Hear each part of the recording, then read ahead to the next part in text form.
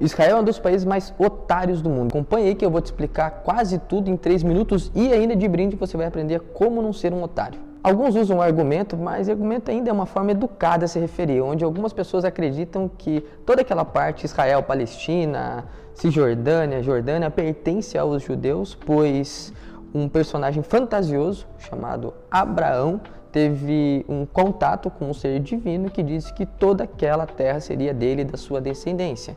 E eu digo que isso não é nenhum argumento, pois biblicamente falando, na própria Bíblia, quando você lê, pelo menos a Torá, que é os 5 primeiros livros da Bíblia, você vê que isso nem mesmo é verdade. Todo mundo da fantasia vindo para a história, no final do século XIX, começa um movimento chamado sionismo, onde a ideia era criar um lar nacional para os judeus na Palestina. Na Primeira Guerra Mundial houve a dissolução do Império Otomano, que dominou aquela região por mais ou menos 400 anos, e aquela região passa a ser controlada pelo Império Britânico. Nesse período, a imigração dos judeus para a Palestina ela aumentou estrondosamente. Isso fez com que as tretas entre árabes e judeus fossem aumentando cada vez mais. Chegamos em 1948, quando a recém-criada ONU faz uma divisão entre judeus e palestinos, e assim nasce o Estado de Israel. Agora eu vou ler um trecho da carta que foi escrita por Albert Einstein, Hannah Arendt e outros 26 intelectuais judeus da época, que foi enviada ao The New York Times em dezembro de 1948. E a carta dizia o seguinte: entre fenômenos políticos mais perturbadores de nosso tempo está a emergência no recém-criado Estado de Israel do Partido da Liberdade, que é o Partido Herut,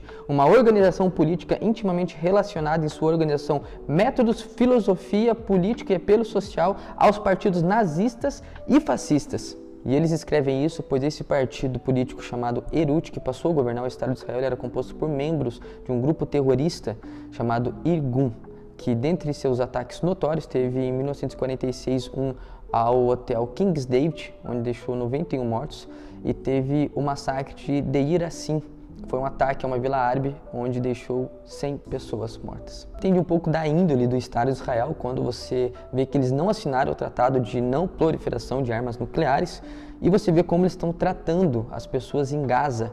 Os ataques que eles estão fazendo em Gaza é uma coisa realmente desumana. É como se o nosso exército subisse uma das favelas no Rio de Janeiro ou em São Paulo, saísse matando todo mundo sem fazer distinção entre crianças e mulheres e sem mesmo fazer um julgamento sem nenhum valor humano. E é exatamente isso que Israel está fazendo em Gaza. Não tem outra forma de descrever essa situação. É realmente uma coisa desumana. E a pergunta que fica é, se esse é o povo de Deus, imagina o povo do diabo, né?